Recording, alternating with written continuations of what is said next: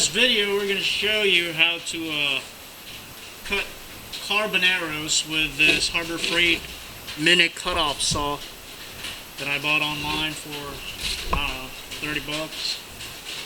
I might be wrong, but it's that cheap. It's not really for arrows, it's more for dowels and all that, but it comes with a really sturdy blade right there, and it spins at 700-800 RPM, which is enough to actually cut carbon arrows without producing any splinters or too much burr on the finished product. I got some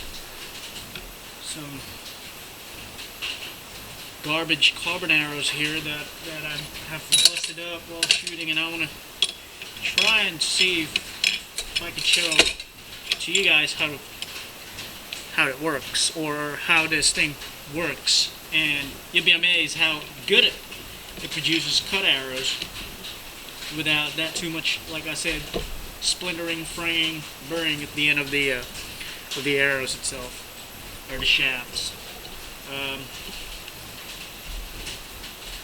The mini cutoff saw comes with this safety stop right here that if you don't push, it doesn't go down. Okay, so you have to push it as you are cutting it, and it's really good because you don't accidentally cut your fingers off. It's got this little handy dandy vise right here, and it's got a measurement right here for you to set your angle if you are cutting dowels and not arrows. And you can replace the blade. I don't have it plugged off right now, so I'm not going to take that off. Now you can replace the blade by just turning this thing off, and there's a little set screw in there you can turn and replace the blade. Blades are pretty cheap too. And we'll see if we can cut this shaft properly. You have to be careful when you're pressing it down, because if you press too hard while the blade is spinning, you can cut off the motor. I found that out the hard way the other day while I was cutting my arrows, and you just have to gradually press down on it as you are cutting. And make sure that when you're cutting carbon arrows, you have some respirator on, because you don't want to inhale particles of carbon.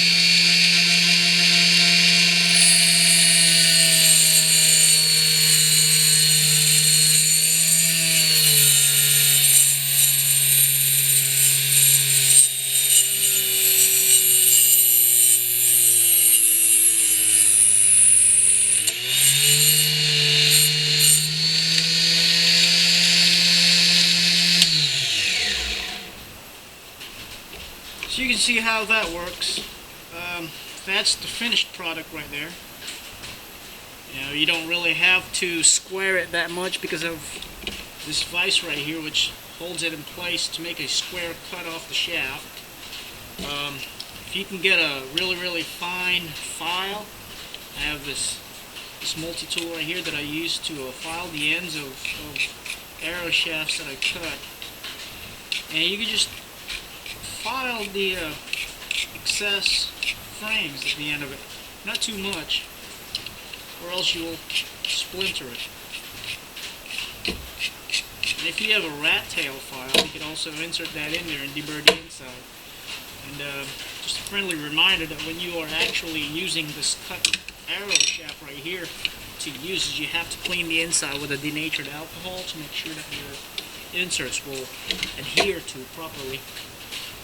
Well, that's the finished product right there.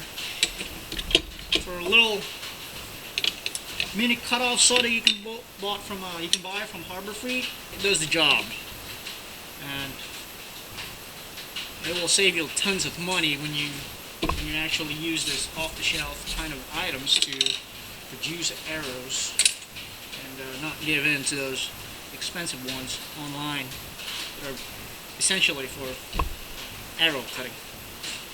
That's it. Hope you enjoy your Harbor Freight mini cutoff saw.